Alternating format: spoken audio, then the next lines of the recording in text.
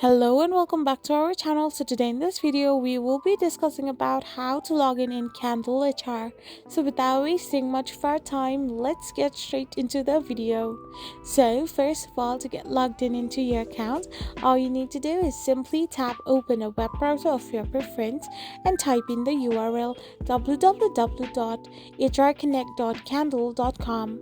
Once you do so, you will be redirected to this page where simply you need to type in your email of work or simply type in your employee code. Once you have typed in your employee code, type in the password of your account as well, and once you do so, hit the sign in button.